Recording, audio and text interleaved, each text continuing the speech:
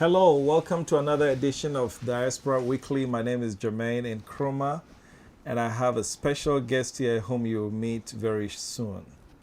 But remember, Diaspora Weekly is where we engage stakeholders within the diaspora community who are making things happen, or sometimes they're even involved in policy.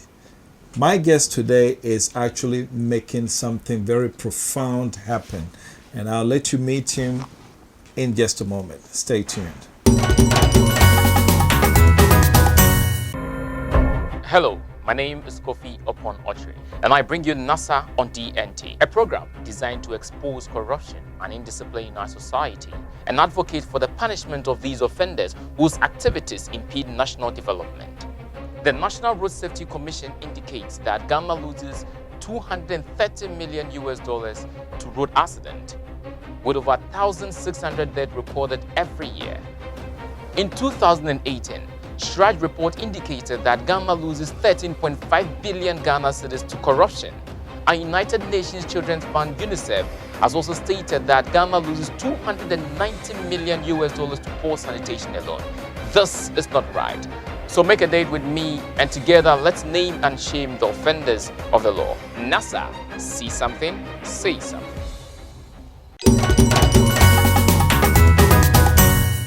Welcome back to Diaspora Weekly. This is Jermaine Nkrumah, and you're on Diaspora Network Television, DNT. My guest today is someone special, all the way from Oakland, California. Please help me welcome Kwame Nitoto. Thank you, sir. How are you doing? I'm well, thank Very you. good. You shake like a Texan, man. That was a hard grip. Is that what that is? Oh, you know how to do that stuff too. I got that's children. pretty good. Yeah, I have children. How long you been in Ghana? 2 years. 2 years. Yes. And you're already doing this finger thing. We do that in Oakland. We do that at home. Oh, really? My children taught me that. Okay. My granddaughter. Really? And they not even been in Ghana? No. Wow. It's an African thing. It's an African thing. You got it. You Yeah. know what I'm saying? Yeah. Welcome. How are you doing? How are you feeling Ghana right now? I love Ghana. I'm so happy and so thankful that I'm in Ghana. Really? Yeah, this is a dream come true for me. Wow. To be in Ghana. So, Kwame, we're going to tell a mouthful to our audience. But let's start with yourself. Okay. Who is Kwame Nitoto? Kwame Nitoto is a father. Is A father. a father. That's how I really identify myself. I think that being a father is the most important thing in the world to me. Raising my children and being connected to my family and providing the guidance and the leadership that my family requires is really the most important thing in my life. Wow. Yes. Family. And so how many kids you got? I have 5 children. 5 children. Yeah. Okay. All adults. And you know what? It's equally profound that when I ask you to describe yourself, first thing came out of your mouth is a father. Yeah, Do you know what that means? I do. You know what I'm talking about. Yeah. And for me, I think the most significant part of it Yeah. is my father. Okay. So you got it from me. I had a father that loved me tremendously and showed me what it was to be a man and poured so much into me Okay. and just gave me so much guidance. I'm so thankful, I'm so grateful for my father. Wow. Yeah. And you see, I know we came here to talk about Ghana, but this, what you just touched on, is very, very important to me. I mean, you and I know our communities back in the States and the role that the father plays in raising children. Absolutely. And the number of fathers that just walk away from the Right. children. What do you have to say to them? I say there's no excuse. And that's why I honor my father so well. My father had 7 children. And he loved us so much that a year after my father passed away, we were sitting around talking one day. And my 6 siblings were arguing amongst themselves about who was my father's favorite child. Say what? And all 6 of them believed Raise up their hands. that they were and they would tell their stories. Wow. Now, I'm sitting there and I'm not saying anything because I was my father's favorite child.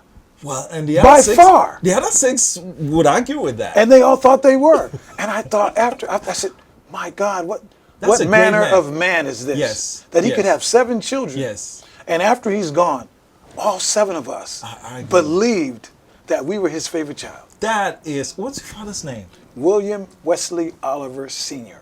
William Wesley Oliver Sr. Correct. I'm going to write it down. I'm going to honor him. Incredible man. Because let me tell you, this thing about most siblings know, oh yeah, that's daddy's favorite. Oh, that. But for 7 people all to believe that they're the daddy's favorite, that is really something. I was really the favorite. Let me go get your brothers. Let me go get your brothers and see what they have to say about The others are incorrect. They're incorrect. Wow. So it looks like you had a great foundation. Yeah. And so, My mom, tremendous. We had a lot of love. okay. Yeah. And so growing up, Yeah.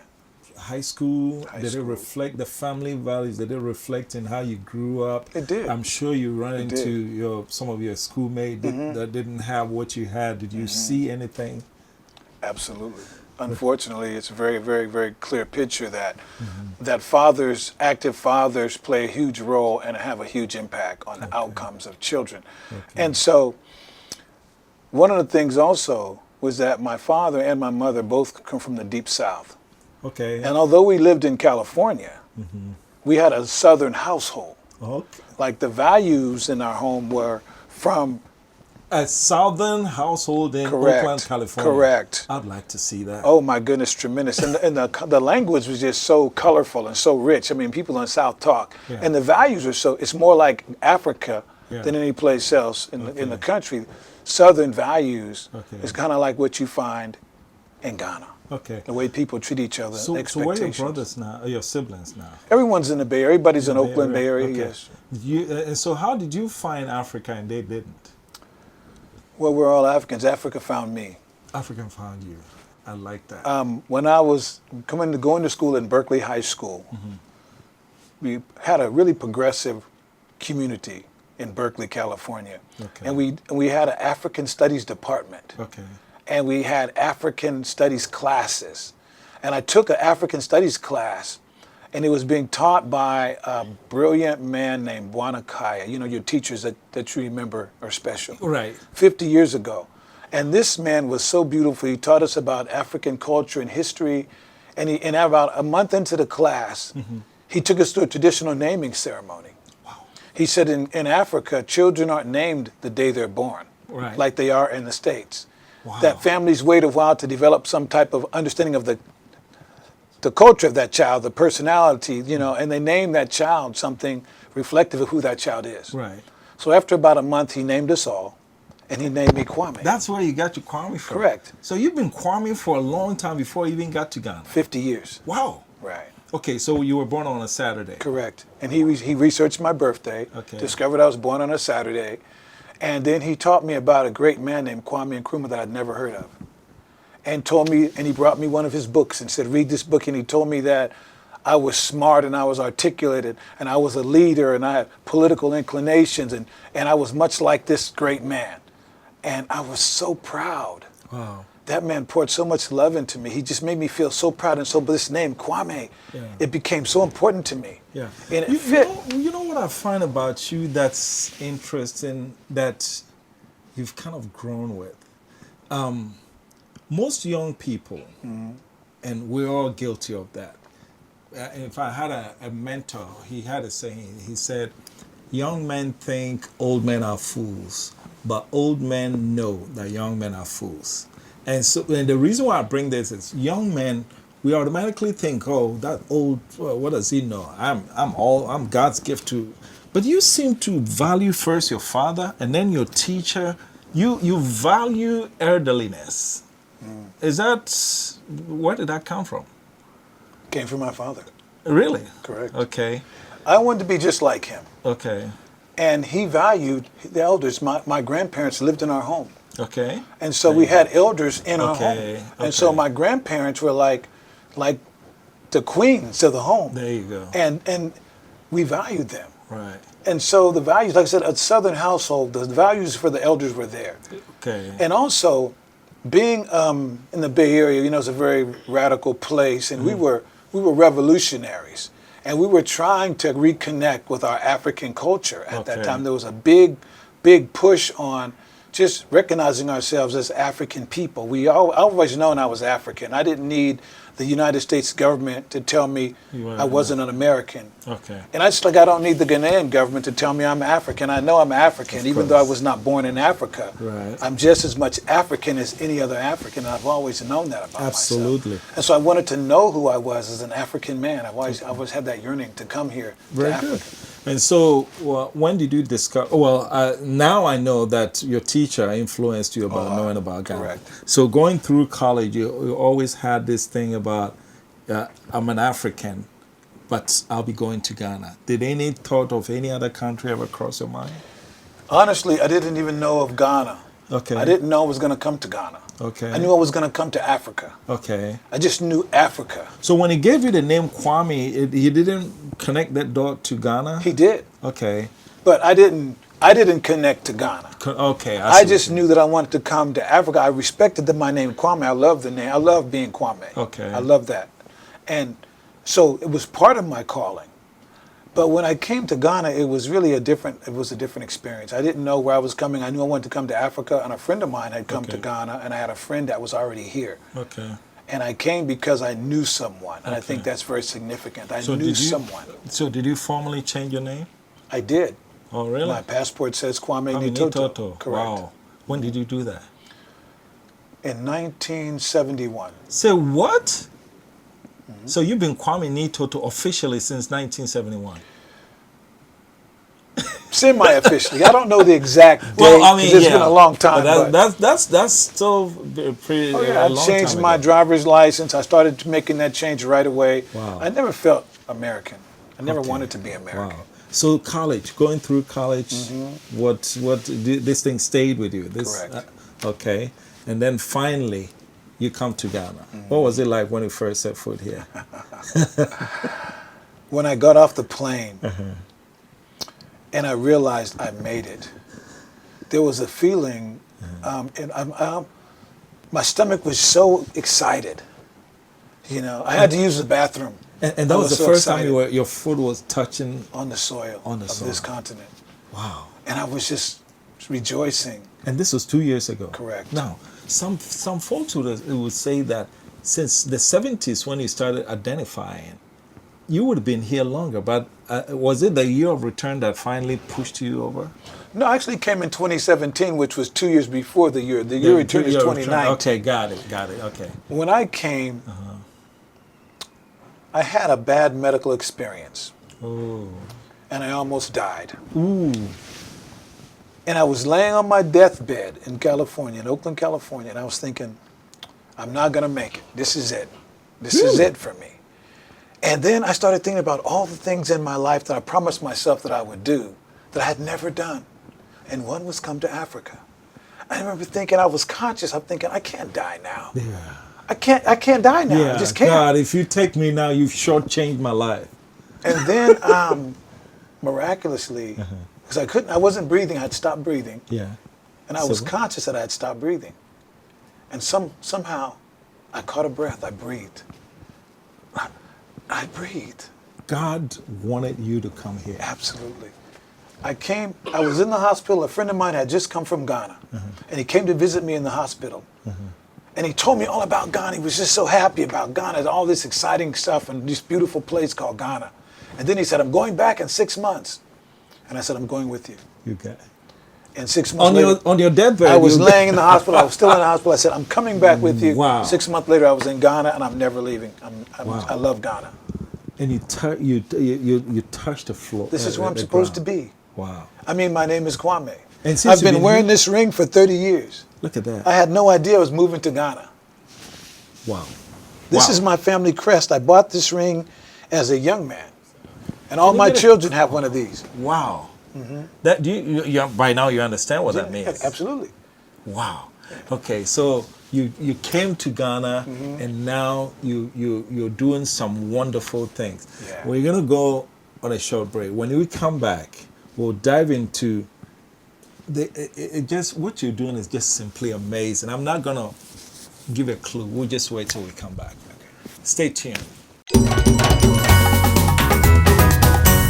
From the studios of DNT, If you don't trust the police, that is fine. He's not doing his work. What else can you do? Dumso is back. Okay, so who is going to jail for this one? You wait for things to happen before you move in. So far, 3 suspects, and we don't even have one Ghanaian being part of it. This is what my book is telling me, that you're wrong. So you're wrong. People are impatient to follow the right procedures. You like free things. Education has never been free. I keep saying this. It's not like people apply that I want separation. The ultimate is that I want you out. Forget that you're a man, so I cannot tell you that you're wrong. If I buy something, it's like, it's not for any man. If you are married and you're happy, be happy. This is the good, the bad, and the ugly.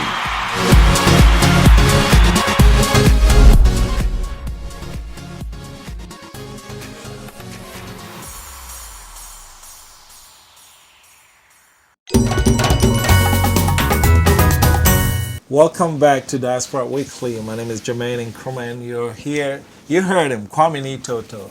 Kwame has been Kwame since the 70s, and he just got to Ghana for the first time 2 years ago. And now let's get into the amazing thing. You know why I keep saying it's amazing?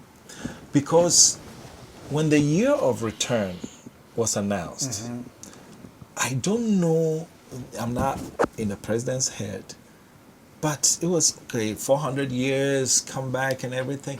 I don't think they anticipated that there are brothers and sisters back home, back in the United States, who are coming to settle.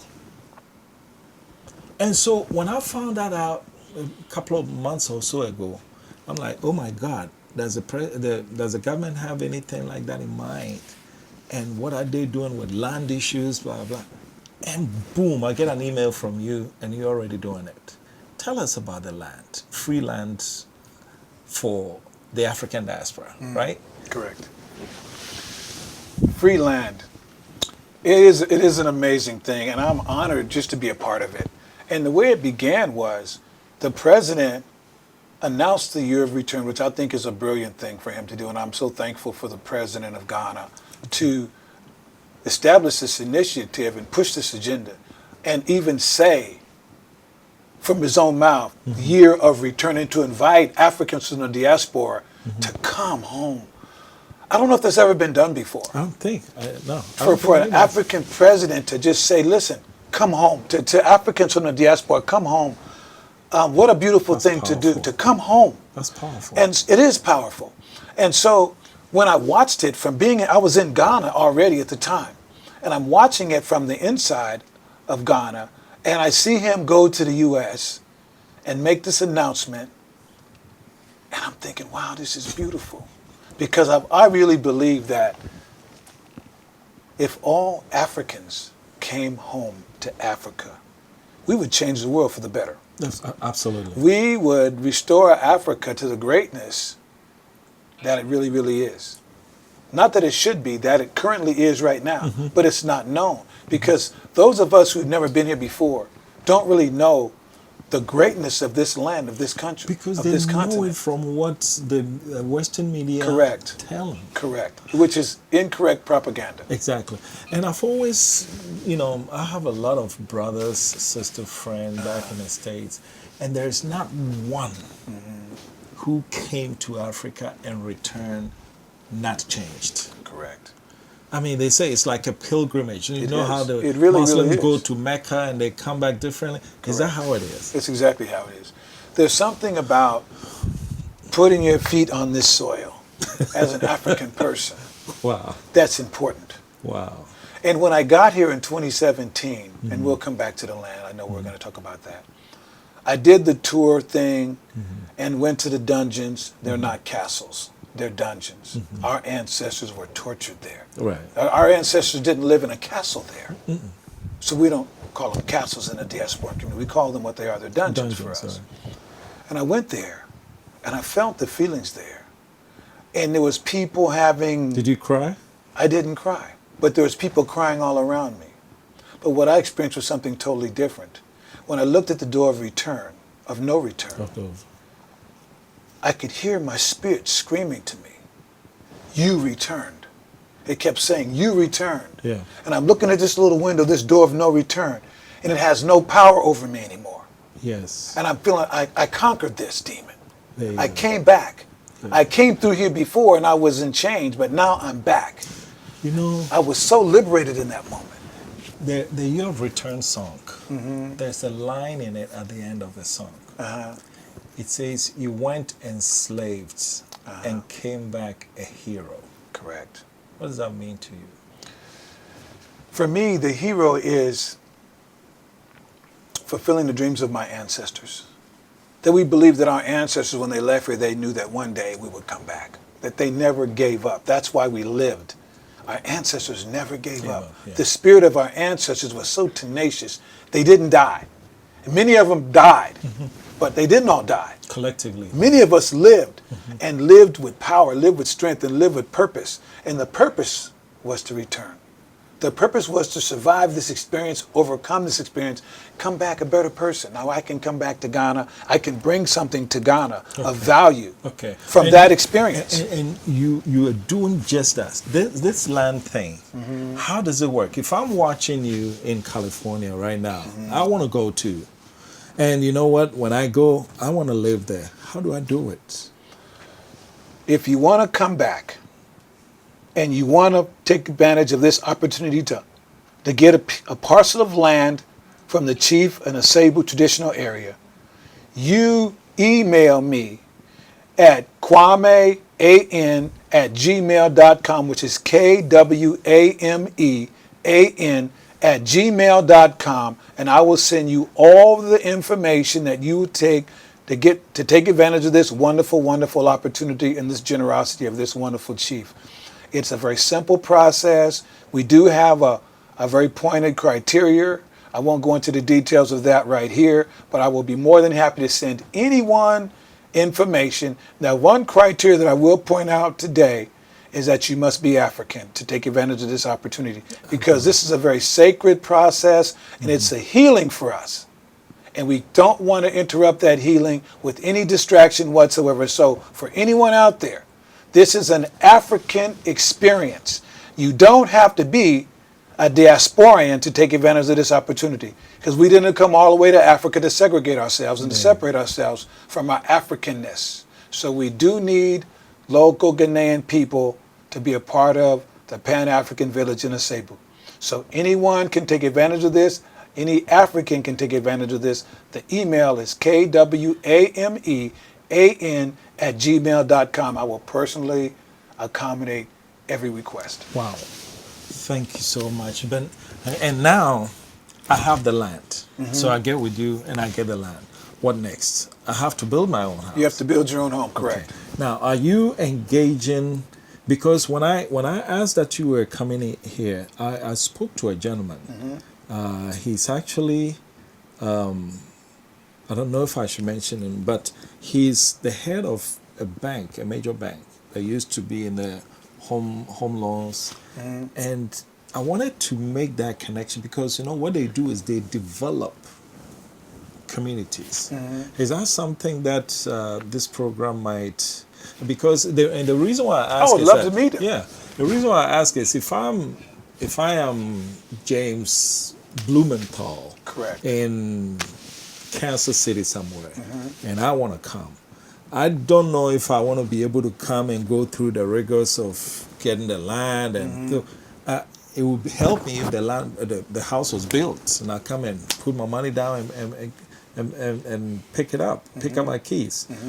Is that something that's in the cards? Correct. We want to accommodate every person. Okay. In every situation, we want to accommodate them.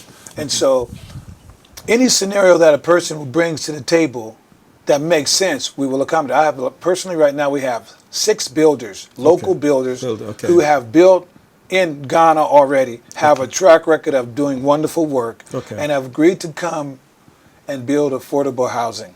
Because the chief has mandated that we give in this experience, that everyone associated with this process is giving. And so the builders have agreed to come very affordably and build for anyone, any developer that wants to take advantage of it, that has ideas. We're welcoming the support of anyone. How large is the area? Well, originally the chief gave us 100 acres. 100 acres. He stood up at the Panafest launch And he was connected to Rabbi Cohen. I don't know if you know Rabbi Cohen. He's one of the yes. speakers of the Diaspora community and actually work under his leadership. He's actually the leader of this project, Okay. the Diasporan leader. Okay. And I'm assisting him. Okay. So the chief talked to the rabbi and said, listen, if Africans want to come back, let's do something. He's got inspired by the president's words. And he said, I'll give land.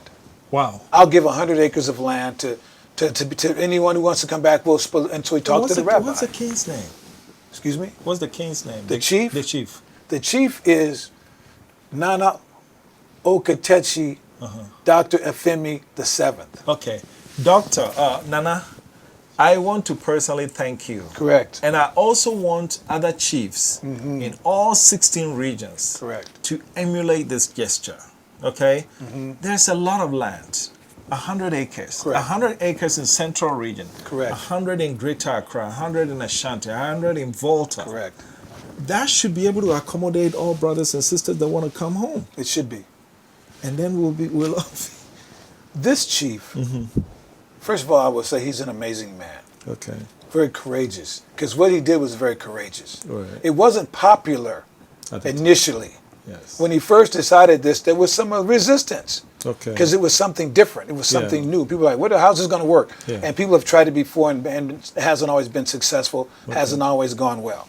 So there was some feelings around it. But this chief was courageous enough to say, we're going to do this. We're going to make this happen. Right. And he had enough substance to mandate certain criteria to make it effective. Okay. And so I'm just really honoring him because he really deserves that. and I want to thank you too, Nana, personally. You're a wonderful man, and I think that you're a leader of this cause, and the whole world is watching. And I want to go even further. I'm going to charge the historians of this country to edge his name into the history books, being he the first Correct. chief to donate land to our brothers and sisters who went 400 years ago and are coming back. That's I can't even speak enough about it. But how many buildings are on the property right now? None. None yet. Okay. And here's why. We first got the 100 acres. Okay. The response was overwhelming. Okay. People started responding right away. Okay. My phone was ringing. My emails full. I get 20 emails a day from Okay. people all over the world that are responding to this call. And for me, it's a beautiful thing. It's a good problem. I can't keep up with the response. I'm always behind. I'm always backed up. So when the chief realized that there was a big demand for this, he decided he would up the ante from 100 acres to 5,000 acres. So what? So now we have 5,000 acres In Central Region. in Central Region. One chief. And I got to say, I don't think this is the first time this has been done. I don't think this is the first time a chief has done this. First time I know of. But it's a good time. It's an And excellent- so we're working with 5,000 acres now, and this Okay. will allow us to accommodate just about anyone. I already have a name for it. The Really? Return City. Well, I think with the name it's going to be a Cebu Pan-African Village. Oh, I think we're going to stick with that We're name. gonna take. What's the name again? A Cebu Uh-huh. Pan-African African Village. There you go. Yeah. A Cebu Pan-African Village. This is wonderful. Right. And so people are going to come in once they get the land. You're going to put together builders. You have how many? 5 builders? 6 builders right now. 6 builders on board. right now. Are you going to make it a master plan community?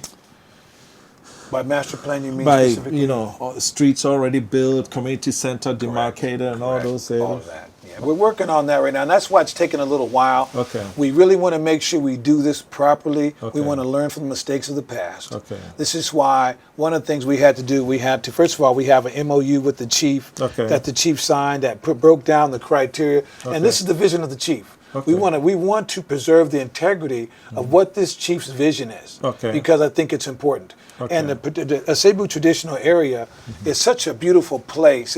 It's rich in culture and tradition. It's old school Okay. Ghana.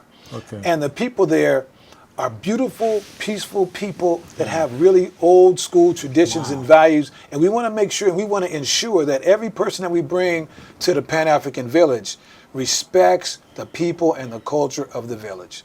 That is primary important. And so whoever takes advantage of this opportunity is going to be a person who can live in the village. Right? And everybody can't live in the village. I'm going to keep it real. Okay. But it's a beautiful place here.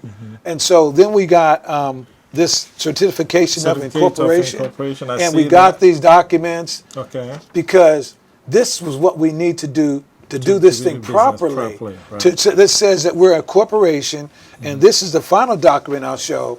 This is to commence business. There you go. So these are the things that we have to put in place to legitimize this project and to allow people to know that things are being done in a proper way, and that this is not a seat of the pants operation.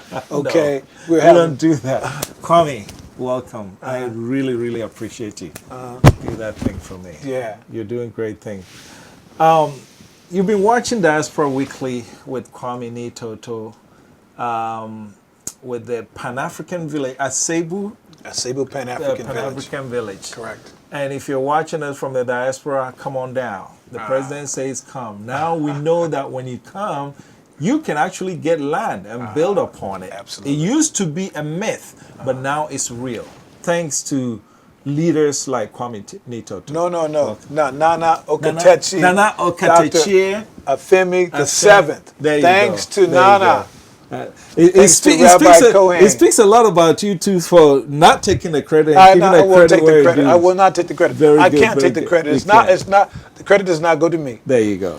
I am a humble servant. There you go. I work with the Rabbi Kohen, and I work for Nana Okatechi. Okay. Dr. Afemi. Okay. Give them the email the last time. Oman Hen of a Cebu traditional area. The email the last time. The email to take advantage of this wonderful opportunity is kwamean@gmail.com, which is KWAMEAN@gmail.com. Send me an email. I'll send you all the documentation right away and assist every person in taking advantage of this wonderful, wonderful opportunity. This has been an amazing conversation with Kwame Nitoto. The Asebu Pan-African Village is yours for the taking. All you got to do is send the email and you get all the information. When we come back, we'll meet two gentlemen, fine gentlemen from Washington, D.C. Mr. Alfred Hawkins and Paul Pamfrey, both of whom are from the Mailman Systems. Okay, Mailman System. When we come back, we meet them. They also have something special from the Western Hemisphere and coming to Ghana. Stay tuned.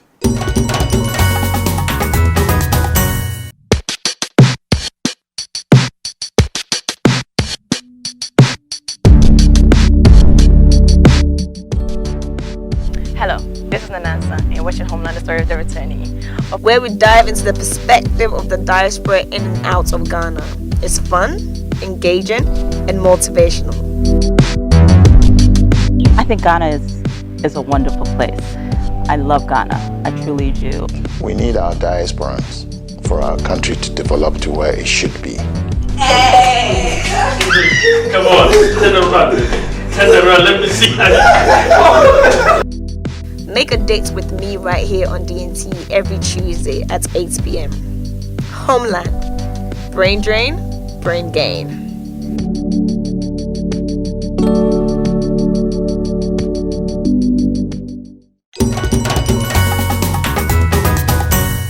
You're on Diaspora Weekly, and my name is Jermaine Nkrumah. With me, I have two amazing gentlemen from Washington, D.C. First, let me introduce Mr. Alfred Hawkins, President of Mailman Systems. Welcome, sir. Thank you. Very good. And I have Paul Pumphrey, also from Mailman Systems. And you have this amazing product. Yes. When he started talking to me about it, I could not contain myself. I'm sure you noticed that.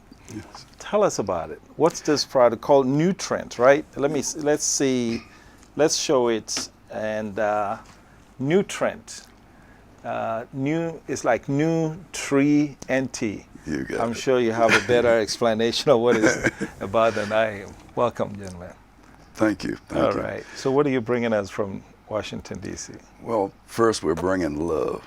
Love, very from good. the diaspora. Is there any such thing as love from Washington, D.C.? Yes, it is. I couldn't tell from the Oval Office.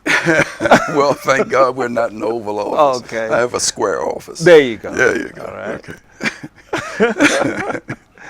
But so you bring love from Washington, D.C.? Yes, yes. Very good. We love, appreciate we give you love back. Love and Paul. There you go. Your return is all about love. We're extending the love out. We want our brothers and sisters to come back home. Yes. And it seemed like you did not just come back home. You came with something that can really revolutionize our cocoa industry. Yes. Tell us about it, please. Well, we manufacture Nutrient, which is a plant probiotic. It's a soil amendment. When you add it to the soil, it breaks the salt bonding in the soil and allows the roots of the plant to go down into the soil and extract the natural nutrients from the soil. The salt bonding comes from repeated fertilizer usage, and it forms that salt bond. So pretty much the only thing you're getting in your crops are ingredients coming from the fertilizers themselves. Okay. You know, which is void of a lot of the natural ingredients. Very good. Yeah. So this one sound to me what you're talking about deals more into the naturalness of the growing process. Yes.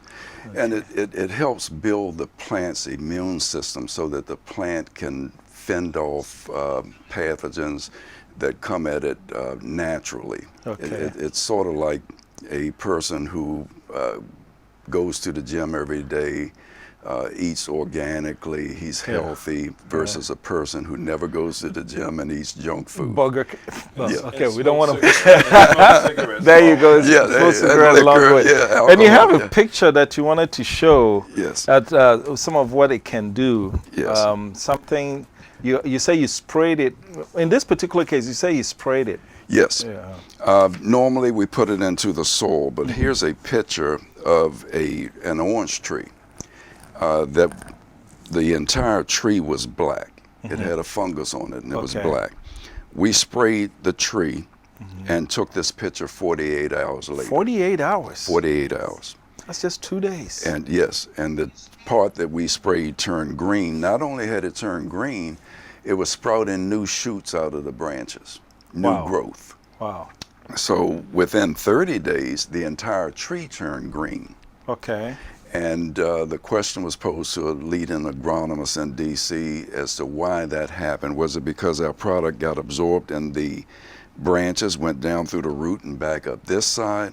Or was it because the plant's immune system had enough strength to control this side because it didn't have to deal with this side? Wow. Yeah.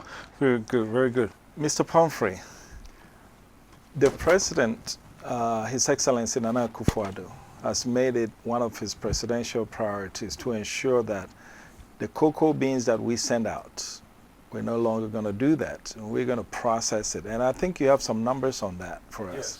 Mm-hmm.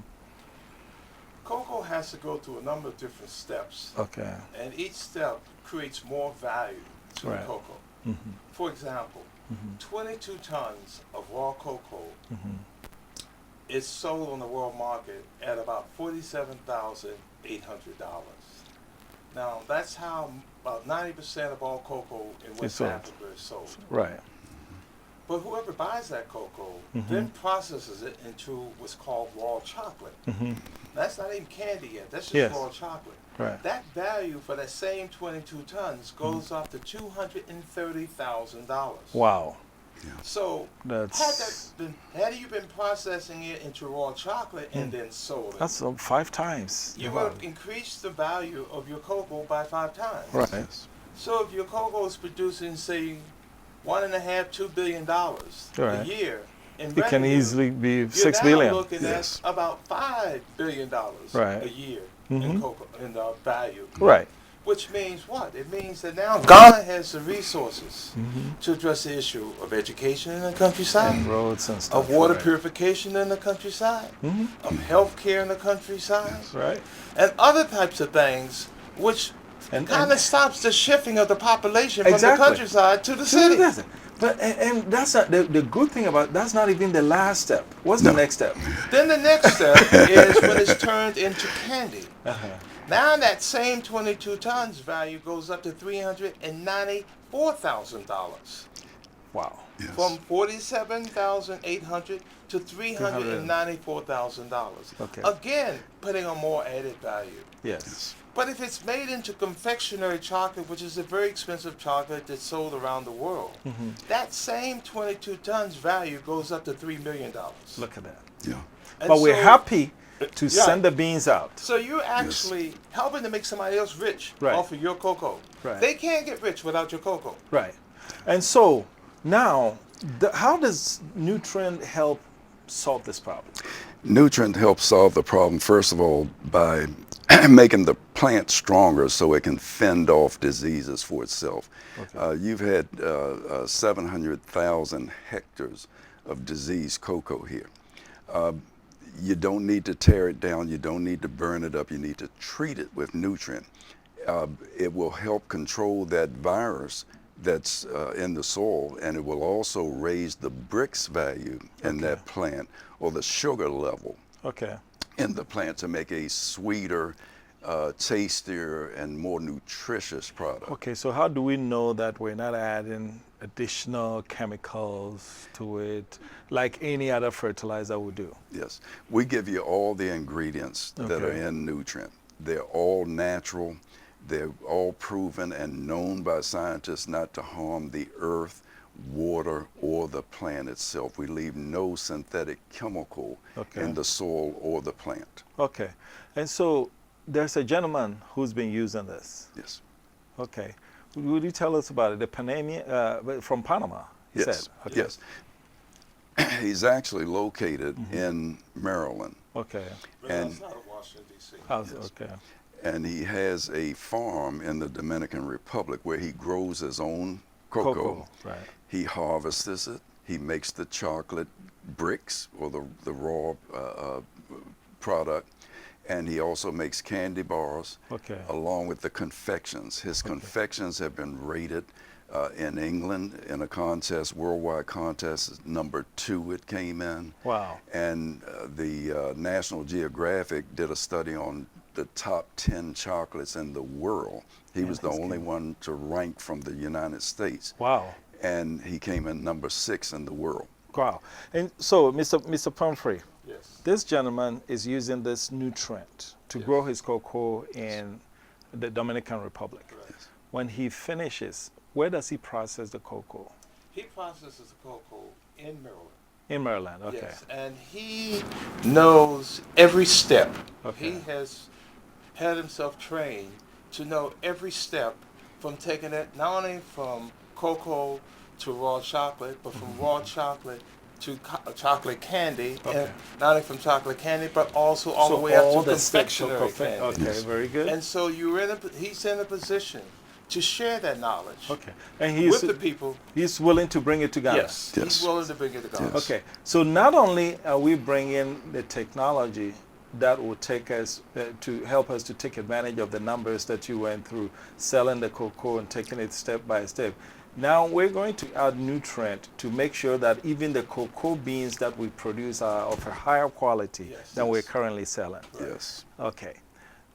Ladies and gentlemen, we will be visiting this, but when we come back, we'll transition from where this product is and how we're bringing it to Ghana and what problems we're facing. This is Diaspora Weekly. Stay tuned. Are you expecting money from your relations abroad? Have you ever been defrauded of your money remittance? Open an ADB account today. Send your name and your account number to your relations abroad. Ask them to use MoneyGram direct to account service and receive your money in your account in minutes. With MoneyGram direct to account service, there's no PIN code wahala. You can now access your money on all ATMs in Ghana, or send it to any mobile money wallet using ADB mobile banking app or shortcode *767#. Visit our branches nationwide to conveniently receive your Western Union, MoneyGram, RIA, UnityLink, Transfast, and Express Money transfers. Reach us on our Facebook, website, or call our hotline on 0302 210 210 for more information. ADB, truly agric and more.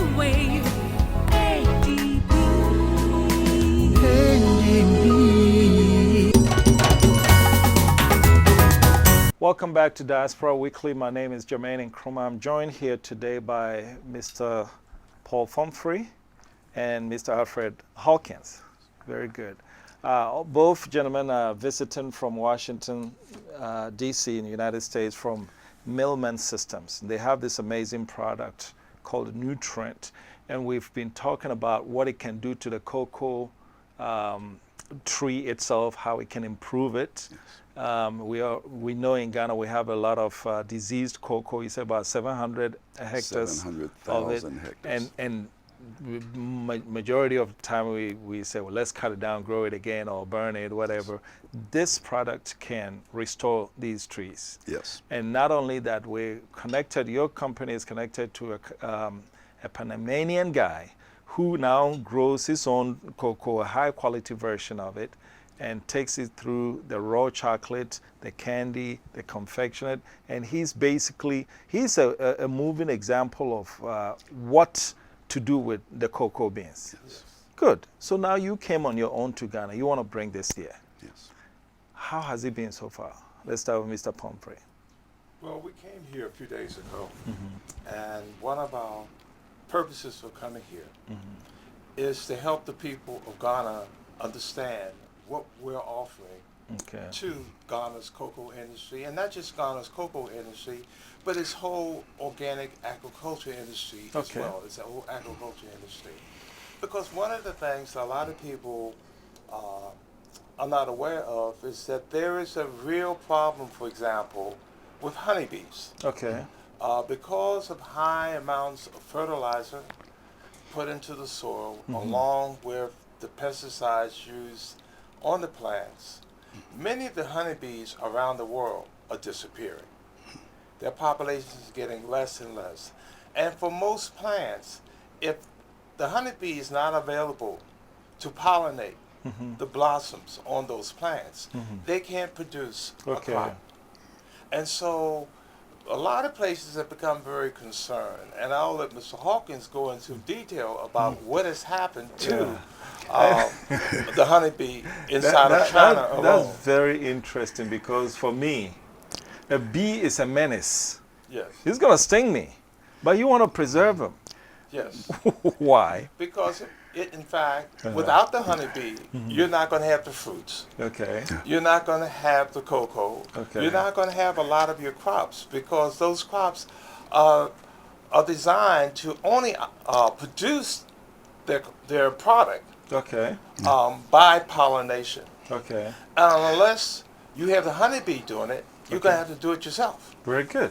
So now, this product, because of its natural ingredients, it doesn't have the by effect on the honeybees. Right. So now we're beyond cocoa, we're into the entire agriculture industry. Yes. So why would anybody give you how has it been penetrating into the Ghanaian market? Well, it's been very difficult. We've been trying to penetrate the market or to help the cocoa problem here since last January. We've hit a few roadblocks. We sent product over, and we assumed it was being tested, and after 3 months we finally got a letter stating that it hadn't been tested, that the Cocoa Board wanted to charge us $12,000 US dollars. Wait, 12,000 United States dollars to test the product? Yes. Yes. Okay, now this is where it becomes interesting. I don't know. I don't know this system, but does it cost $12,000 to test a product? We'll find out. Yeah. But go ahead. So we wanted to come here and see for ourselves, make the personal contact to plead our case that we can help the cocoa. Paul mentioned the honeybee. The honeybee adds $70 billion to the agroeconomy worldwide per year. We cannot afford to lose them. And when use pesticides and fungicides on your crops. Okay. I mean, after all, they are insects. They will die. Yeah. So with our product, you use half of the fertilizers you would normally use. Okay. You use none of the We fungicides. use half of the fertilizers we use. Exactly. Wow. That pays for the product. Right. Then you eliminate the use of fertilizers and pesticides, which are Okay. killing the honeybees and us. Okay. After all, those pesticides get into the foods that we eat. Okay. And if the honeybee or insect bites it once and dies, we keep eating it. So eventually, Okay. I guess. So this is good. When now, let's transition to this gentleman who has the technology. This gentleman is also willing to come to Ghana. Yes. So now we have two dimensions here. One is the nutrient that treats the soil to make sure that we're not killing the honeybees and we ended up with excellent, better, improved product. Yes. But the next thing that you come in with you is the technology, this Panamanian guy who is willing to come to Ghana to help not only with the industrial process of getting through all the raw chocolate and all those, but he's also willing to train and set a plant here. Yes. Yes. Okay, so why is anybody against this? Well, that was a question we asked. Yes. Why would you be against something like that? Because you see, we're not just coming to take from Ghana. Yeah. We're not just coming just to sell a product to Ghana and then take the money and go somewhere else. Yeah. We strongly believe in giving back because we see Africa as our roots. Yes. And so we believe that if Africa flourishes, so do we. Yes. And so there's an interdependency as we see it between us Okay. and our motherland. Okay. And so what we want to be able to do Yeah. is to take a portion of the profits that we make off the sale Mm-hmm.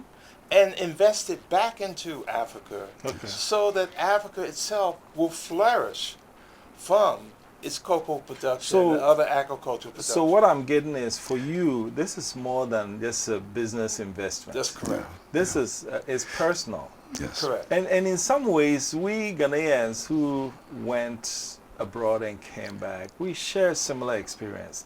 If I put $100 in here and I get 10%, I'm happy. Because the other dimension of my investment is the intrinsic reward that I receive. Do you share that? Yes, we do. Very much so. As African Americans, you share that. Yes. Other people don't necessarily share that because for them it's pure business.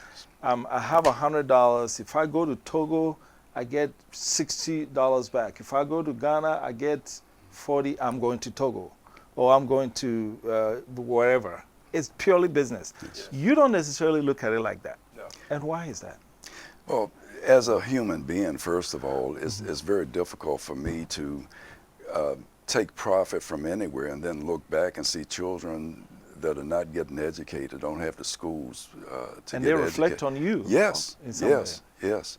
And it's difficult. I mean, how much money do you need to survive? You know, and I see people grabbing billions and billions, and they do nothing for the people where they got it from. So then I ask you this. It's amazing that you would tell me that when you come here and you invest money, you feel guilty about taking from here because the kid with flies all over his mouth, it reflects on you. Yes. That kid doesn't necessarily reflect on the Chinese or the Turkish guy because he doesn't have that connection. You do. Yes. Okay. Well, so one point I want to make clear. Our goal is to improve the quality of life throughout the diaspora. Right. China's goal is to improve China. That's it. Not Africa. Yes. Not the United States, but to improve China. And can't really beat them all up about that. Yeah, but because the point that's is clear. You know, and so what we're looking at doing is making Africa and the whole diaspora better off. Yes. So how does it make you feel when you, born and raised in the United States, with that kind of deep connection and deep patriotism to Africa, how does it make you feel when you see born and bred Africans who feel otherwise? Some born and bred Africans are actually willing to take money out of Africa faster than the Chinese man could.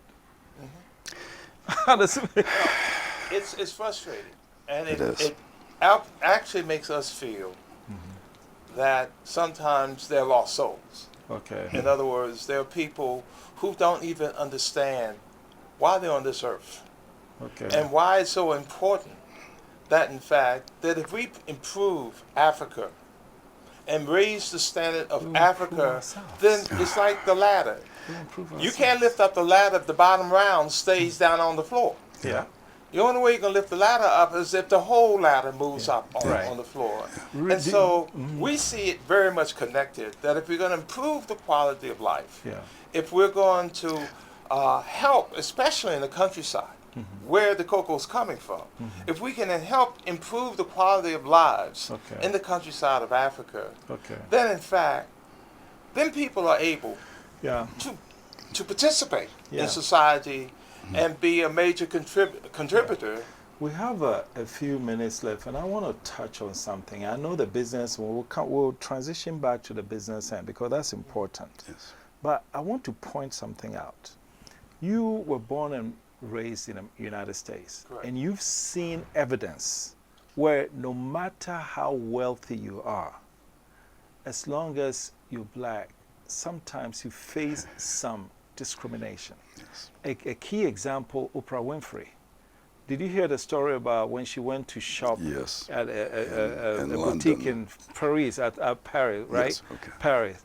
And the lady, the attendant, who can barely probably make, what, 2,000? The attendant is like, no, I'm not going to show you that because that thing is expensive. Okay? Yes. Something is too expensive for Oprah Winfrey. Yes. But guess what? No matter how much money Oprah has, she's black. And the woman was not talking to her wallet. She was talking to her as a person. You see what I'm saying? Yes. And so we know that because I've seen it in America. You've seen it in America. The people who are born and raised in Africa who take resources out, despite the fact that we have kids that are unemployed here. Do you think they understand that?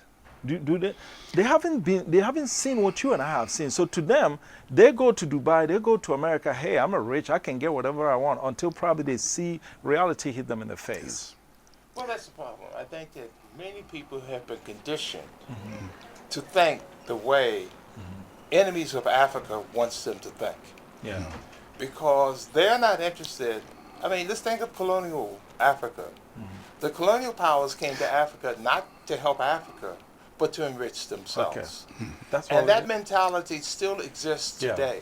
And unfortunately, too many of us of African descent are following that type of mentality that, you know, the sugar is always better on the other side of the ocean. It's never so good at home, even though this is where the sugar is produced. Okay. All right. So now we've addressed that, because for me, if somebody is charging you $12,000 just to test a product, I think that falls into what we're talking about. That's why I wanted to investigate that a little further. So now let's talk about how do we get this gentleman here and this product here. The testing, if we can get help to get the product tested, then we can start the process of bringing it into the system. Yes. What about the manufacturing end of it? The manufacturing end of it initially will take place in the U.S. Okay. But we do want to bring the manufacturing here. Okay. And employ people here in Ghana. Okay, you have a timeline. Do you see a timeline? I do. Within 1 year. Within 1 year? Within 1 year, we should be able to establish a manufacturing plant here. Okay, so I'm hearing you say for 1 year. I mean, this process, taking it from the soil level, is definitely going to take longer than 1 year. So we're talking about two components here: the soil treatment and the tree treatment on one side, but the manufacturing side, you're saying the timeline on that is 1 year. 1 year. Okay, and this gentleman understands that once we introduce him into the Ghanaian system, within 1 year, if all things go well, if we don't have a clerk charging us $12,000 to stamp it, we can safely look at establishing a plant here that takes us to the process of cocoa within a year. Yes. Very One of the good. things is quite clear. Yeah. that if Ghana ever got to the position where rather than selling cocoa, it was selling raw chocolate, Yes. you would well over double Okay. the value that Ghana now is getting for its cocoa. If it uses the nutrient and in fact improves the quality of the cocoa itself, it increases the value of cocoa even more. Very good. And so the point is, it becomes a win-win situation for Ghana. Good. Very good. And so, gentlemen, I want to thank you so much. This was to get you on the front end of today's Diaspora Weekly. And so we will take the conversation off the air, and I promise you, we'll do whatever we can to help you get into the system so that we can expect and earn actually more than the cocoa beans that we send out. We thank you very much. Mr. Pumphrey, thank you for coming. Thank you. Mr. Hawkins, thank you for coming. It's been our pleasure.